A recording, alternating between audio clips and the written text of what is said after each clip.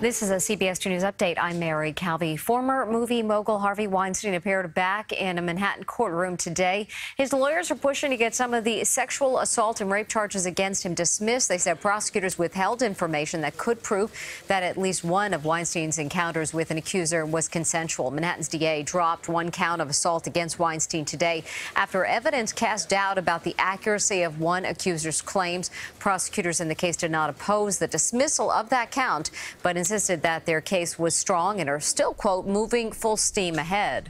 A Rockland County man is under arrest accused of plotting a suicide bombing in Washington, D.C. on Election Day. Police and FBI agents raided the home of Paul Rosenfeld in Tapan after receiving a tip. Inside, they found a 200-pound explosive device in the basement, as well as a triggering system and what appears to be an empty canister of black powder. The FBI says Rosenfeld planned to set off the homemade bomb on the National Mall on Election Day to draw attention to what they call his radical political ideology. He was just one of those people, very nice, but just unassuming person. Could have killed a lot of people, taking out, most of this block, I would say. According to the criminal complaint, Rosenfeld intentionally installed certain components of the homemade bomb to ensure that he was killed in the blast. Happening today, frustrated NJ Transit passengers can voice their complaints to officials face-to-face. The troubled agency is hosting a customer forum called We Are Listening. It's happening at Hoboken Terminal from 4:30 to 6:30 this afternoon. Passengers will be able to provide feedback to the executive director and other members of the senior operations management team. Great start to this Thursday. We're expecting some rain from the remnants of Hurricane Michael. Here's John Elliott with your forecast. You know, you're right, Mary. It's kind of a 1-2 punch. You have Michael and you have a cold front pushing into this tropical air mass. Right now, 11 o'clock observation from the park, 76. Some rain in the area. Numbers pretty mild, but notice Lakewood, cooler than the city. It's been pouring through parts of Monmouth and Ocean County. Yeah, we're going to see numbers drop dramatically because of that cold front. Not even 60 by Saturday. But yeah, when you consider the normal high is 66. Yesterday, we were at 80, so it felt like a June day. Here's what's going on right now. Heavier rain right now through parts of Somerset, Middlesex, Monmouth County, waiting for some rain to fill in through Queens and parts of Nassau County, and then more showers filling in the Hudson Valley. Look at that line of rain, heavy rain. That's prefrontal. There's a cold front. Here comes Michael. Red box, well, that's a tornado watch creeping closer to us. Risk of severe weather south of the city this afternoon and tonight. Senator Michael right now bringing just heavy rain to parts of North Carolina. Remember, that's right on the line where we saw all the damage from flooding from Florence. So it's been a very challenging period for them. Flash flood watch through really tomorrow morning. 1 to 3 inches of rain possible. I know. 1 to 3 inches, and rainfall rates could also exacerbate and contribute to that risk of flash flooding. Futurecast real quickly through the midday hours. It's not wall-to-wall heavy rain, but it's pockets of heavy rain with some embedded thunderstorms. Look at the afternoon drive. Model's pretty consistent. Some of those really busy corridors through Westchester, Rockland County, down through the city, Bergen County. You're going to be dealing with the rain. And then, there's a little football game tonight, too. The models keep pulling that rain back in. So if you're going, take the poncho. And then tomorrow morning, it's going to be rough for Long Island before this thing wraps up. And we see some sun Friday afternoon. Little hiccup on your chilly Saturday with some morning showers, and then low 60s Sunday into Monday. Be careful, though, this afternoon. Mary? John, thanks. At its peak, Hurricane Michael was the strongest storm to hit the continental U.S. in more than a decade. It's being blamed for at least 2 deaths and debris left strewn across miles of Florida's coastline. CBS 2's Janelle Burrell reports on the destruction of the storm that was unlike anything the Panhandle has ever seen before.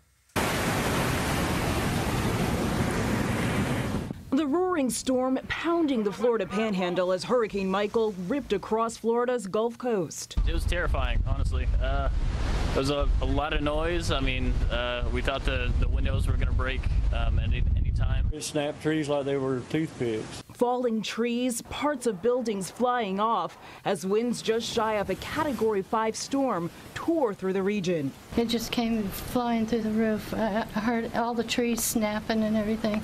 It sounded like a tornado. Hurricane Michael leaving a wide path of destruction as blinding rain and powerful gusts blasted communities. This is nature's fury. This school gym in Panama City, Florida, completely destroyed.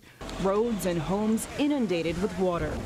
got up to 4 feet in the house. In the house? In the house up to about my hip. First responders facing plenty of challenges: flooding, impassable streets, and countless calls from people in need of help. Today they continue to assess the extent of the damage. You live on the coast, this is what you get. So it's just a matter of picking up the pieces and putting it back together.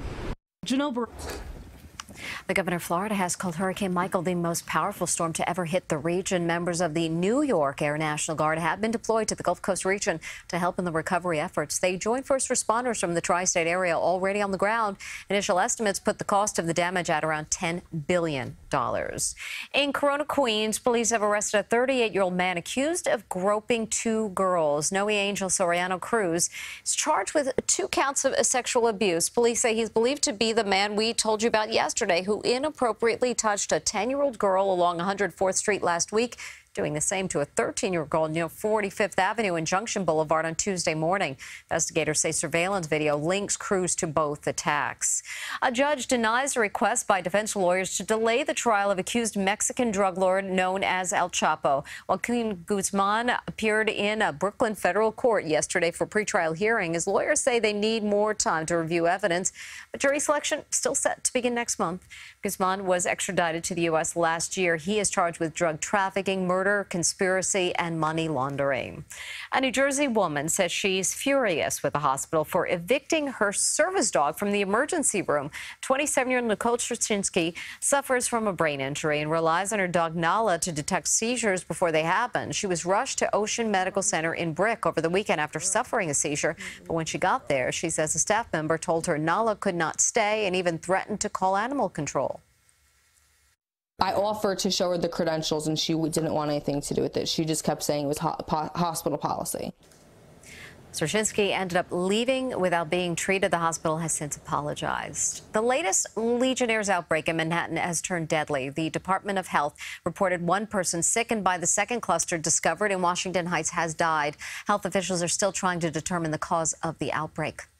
The more than 1,700 kiosks around the city provide free Wi-Fi and device charging that also seem to be providing hangouts for the homeless who linger for hours. CBS2's Rena Roy investigates. Walking the streets of Manhattan, uptown or downtown, you're bound to see people making themselves right at home at these Link NYC kiosks.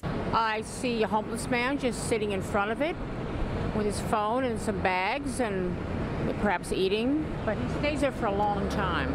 A little bed, little couch, whatever, they plug it in. And plugging in for extended periods of time is something we also noticed over and over the past few weeks. Day after day across the city, we documented many who appear to be homeless camped out, connected to wires. Homeless people with their cell phones wait to charge them at the kiosks, and they're there for hours. Mostly sleeping or plugged in. It's kind of like 50-50 depending on the time of day. Some New Yorkers first complained about the kiosks when they were rolled out in 2016. The free web browsing feature immediately became a tool to watch inappropriate content and loiter, forcing the city to remove the web browsing. Now the question, should the charging ports also be taken away? If you see anyone congregating around something you want to use, they'll deter you from using it and you'll have to go somewhere else. Since the end of last week, we've been trying to speak with the city agency responsible for these kiosks, but despite multiple attempts on our end, the agency's commissioner has not made himself available.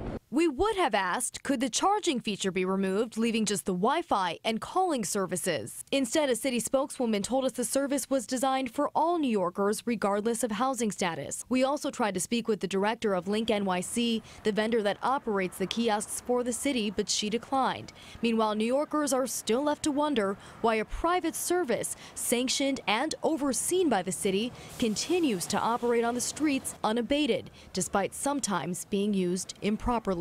Rena Roy, CBS 2 News.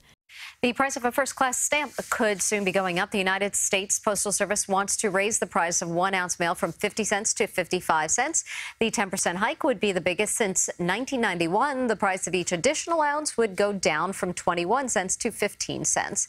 If approved, the increase would take effect in January. USPS says the hike is to help with falling revenue.